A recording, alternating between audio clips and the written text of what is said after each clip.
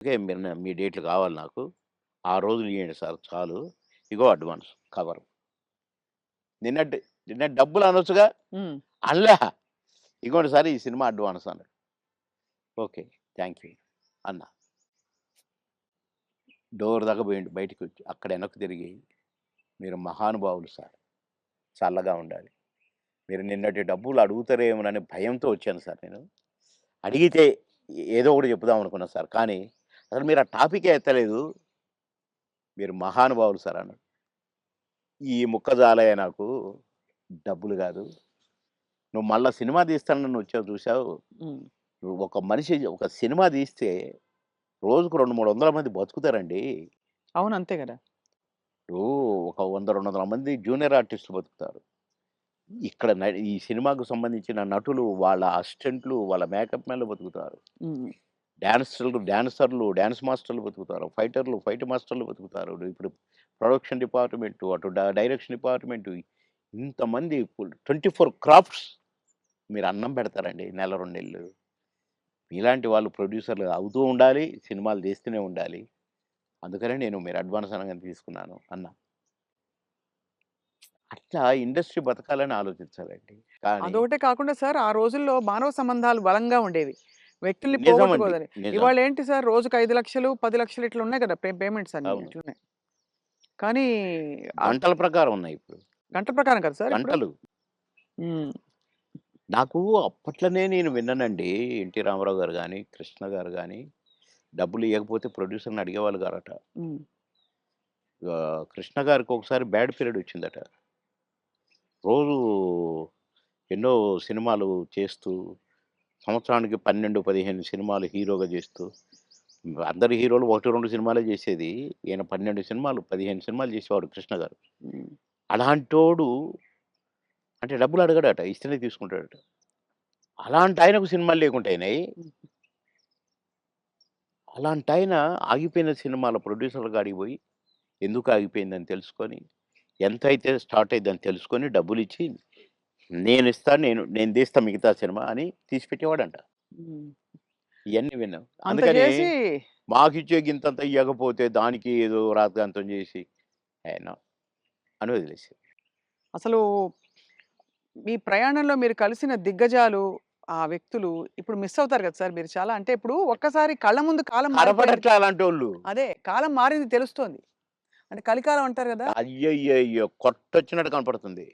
నన్ను రమాప్రమ అని నేను అంటే మాతో పాటు కమెడియన్ అనుకోని, "అరేయ్! రమిగా" అని పిలిచేది నేను. "అరేయ్! రమిగా అరేయ్! ఇటు రారా, ఎవడురా నువ్వు" అని పిలిచేది నేను.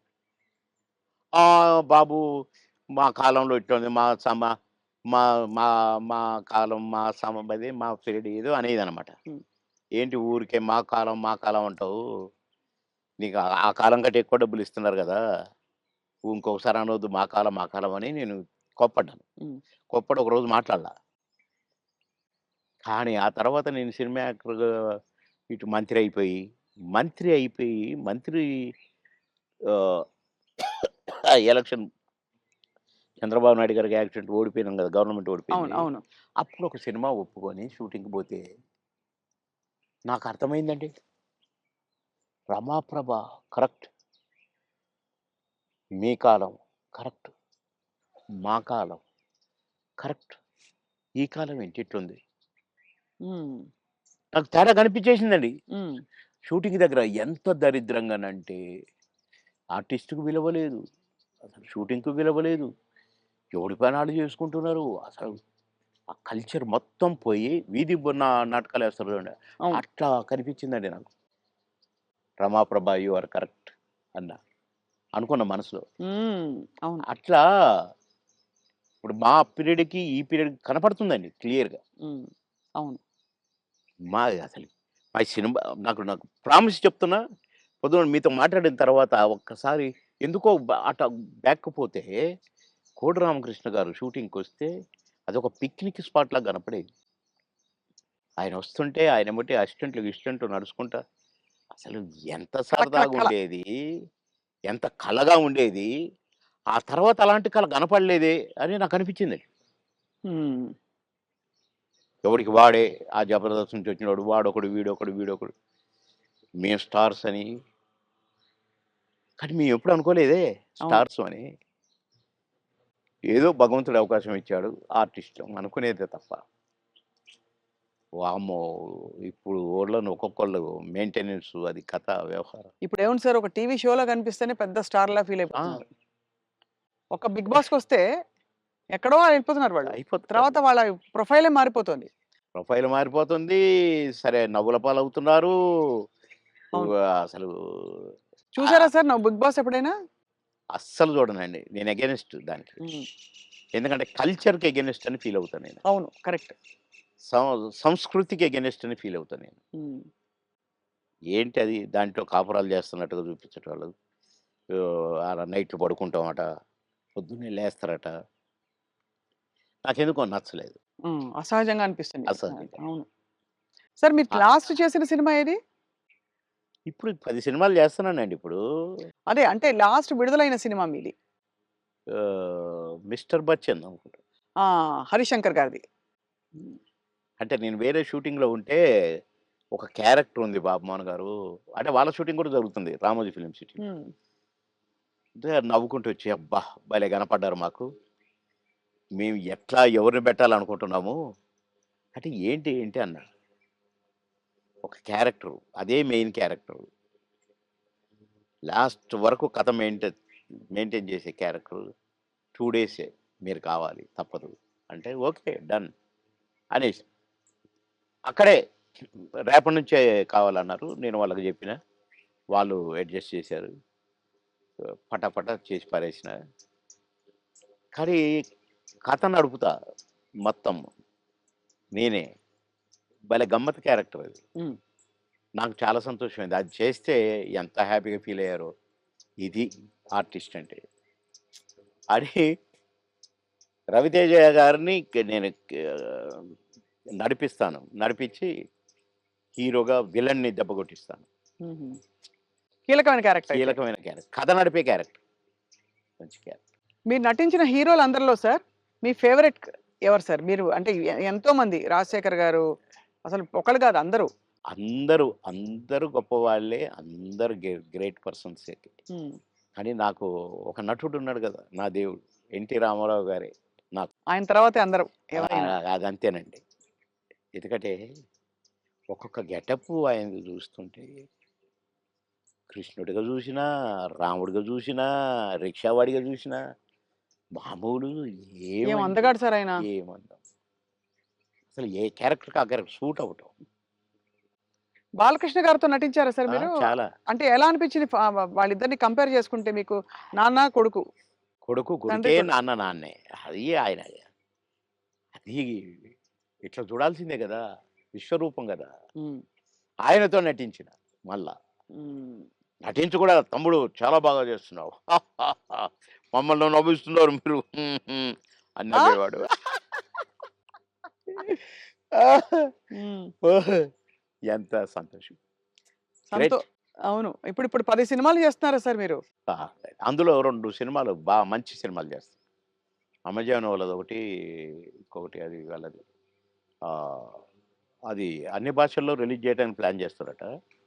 హ్మ్. ఒకటేమో గ్రామ పెద్దగా భలే క్యారెక్టర్ ఉండేది. హ్మ్. ఈ అమ్మాయి ఇదే 'సావిత్రి', 'కీర్తి సురేషా'? 'Keerthy Suresh' main character. Lady oriented subject. నేను ఈ తరం ఊ సౌందర్య ఆవిడే. ఈస్తారం సుందరి. కదా! భలే చేస్తదండి. అంటే నాతో ఈక్వల్‌గా చేసింది. నేను ఊరు పెద్దని. ఏయ్! అంటే అంతా భయపడాలి. ఒక రకమైన క్యారెక్టరు. నేను క్యారెక్టర్ చేసినా నేను. హ్మ్. ఏమి హ్మ్. అనేది చేసి ఒక డైలాగ్ చెప్తానన్నమాట. అట్లనే అయిపోయిందండి. కట్ అన్నాడు డైరెక్టర్. ఏంటి మీరు అట్లా అయిపోయారని డైరెక్టర్ అంటే, నాకు భయమైంది. సార్‌కు కోపమొచ్చింది నా మీద అంటుంది. నేను నిజంగా ఆమెను తిడతాననుకుంటుంది. ఓహో! యాక్ట్ చేస్తుంటే. కాదమ్మా ఆయన క్యారెక్టర్ అది.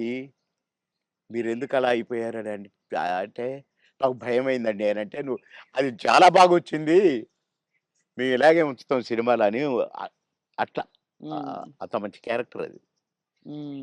నా కారు నేను పోతున్న నా కారు మీద చైరు. నేను ఎక్కడైనా ఆగితే వెంటనే చైర్ అక్కడ ఉంటదనమాట. హుహు.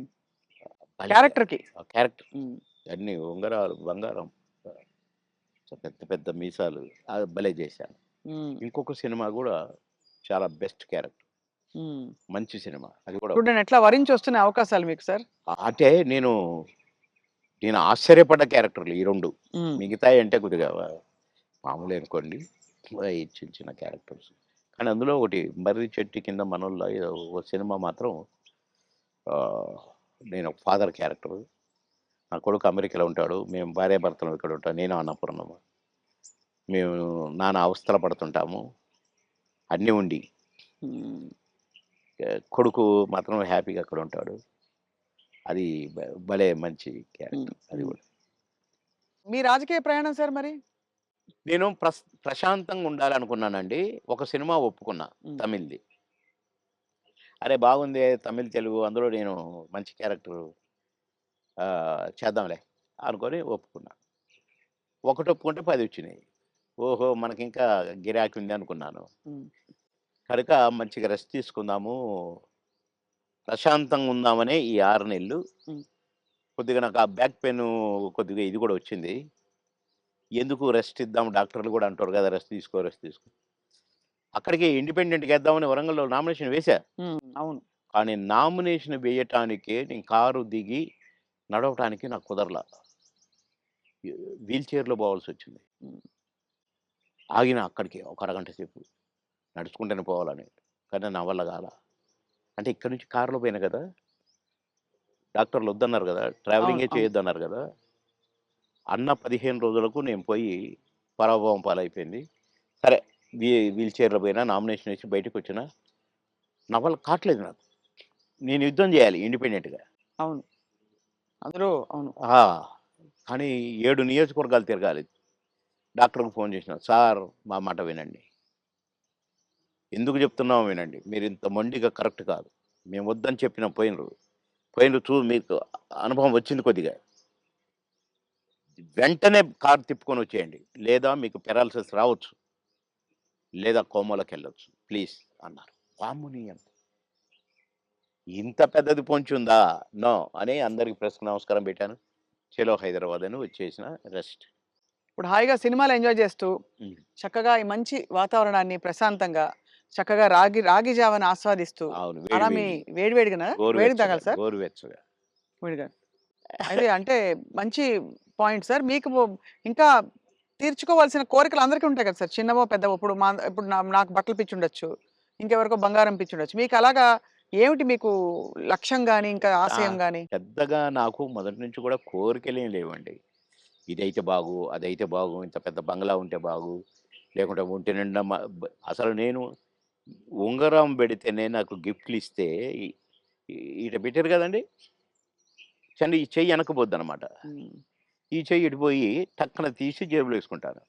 అంటే 5 నిమిషాలు గూడా ఉండనియను. హ్మ్. మా పెద్ద బాబు వేసుకునే ఒక చైను వాడు డ్యాడీ నాకిది గావాలి అంటే నేనే ఇచ్చాను. నాకు మోహన్ బాబు అన్న ఇచ్చాడు చైను. హ్మ్. ఆహ్, ఆయన సినిమా హిట్ అయితే మాకు గిఫ్ట్‌లిచ్చాడు. ఆ గిఫ్ట్ చైను నేను వేసుకోవట్లేదు. మా పెద్ద బాబు అడిగి "కావాలి డాడీ" అంటే "తీసుకో నాన్న నాకొద్దు" అన్నా. ఆడు చనిపోయినాక ఎందుకో ఆ చైను హ్మ్. హ్మ్. నేను వేసుకోవాలనిపించి వేసుకున్నా. కానీ అది కూడా అప్పుడప్పుడు వేసుకుంటాను. మళ్ళా తీసి దాచిపెడతాను. హ్మ్. అంతే. తప్ప పెద్దగా నాకు ఏమోనండి నాకు వైర అన్నీ అంటే చూశాను. హ్మ్. దుఃఖం ఎంత దుఃఖం సార్. ఎంత విషాదం చూసారు జీవితంలో. అబ్బో! అబ్బో! చాలా. హ్మ్. చాలా చాలా. ఇంజినీరింగ్ చదివి హాలిడేస్‌లో ఇంటికొచ్చి పెళ్లి పెట్టుకొని నెల రోజుల్లో పెళ్లి చేయాలని హడావుడి, హడావుడి. ఒక పక్క షూటింగ్‌ల హడావుడి. కొత్తగా ఇంటికి వచ్చాము. ఫిల్మ్ నగర్ ఇంటికి. హ్మ్. వాడికి ఫోటోలు ఇచ్చన్నారు. ఇగో 12 మందిని సెలెక్ట్ చేసినా, నీ ఇష్టం వచ్చిన అమ్మాయి. నీ హ్మ్. ఇష్టం. ఒకవేళ వీళ్ళలో ఇష్టం లేదనుకో, అడుక్కునేదైనా పర్వాలేదు. హ్మ్. తెచ్చి మంచిగా స్నానం గినం చేపించి మంచి బట్టలేద్దారా బాగానే ఉంటది. నీకు నచ్చితే.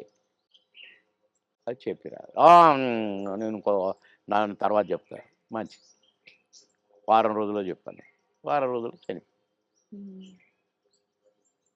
తీరని లోటు సార్ అది. అబ్బో! ఇప్పటికీ కోలుకోలేదు. ఇప్పటికి కోలుకోలేదు. బాధాకరం. చాలా. అది గుర్తొస్తే ఇక అందుకే అక్కడి నుంచి ఫిలిం నగర్ నుంచి ఇల్లు మార్చిన. ఇది తీసుకొని ఇక్కడికి వచ్చి ఆ ఇంట్లో బాబు జ్ఞాపకాలు ఎక్కువ కదా సార్? అమ్మో! బాగా ఎటు చూసినా వాడే కనపడతాడు. ఆడు అని ఫ్రెండ్స్ అంత క్లాస్. ఈడు మాస్ ఉన్న కొడుకు. కానీ వీడు మళ్ళా విధేయుడు వానికి. పెద్దోడికి విధేయుడు. నేను పెద్ద కాదు వాడు. రారా వస్తున్నాను. Combination. Thank you so much Babu Mohan గారు. ఇట్ గ్రేట్ ఎక్స్పీరియన్స్ మీతో మళ్ళీ మాట్లాడడం అండ్ థ్యాంక్ యూ. బోలెడన్ని నాకు విషయాలు కూడా చాలా చెప్పినందుకు. సంతోషం. మా స్వప్న గారితో మళ్ళీ మాట్లాడాను. Right sir. మళ్ళీ మా స్వప్న గారితో.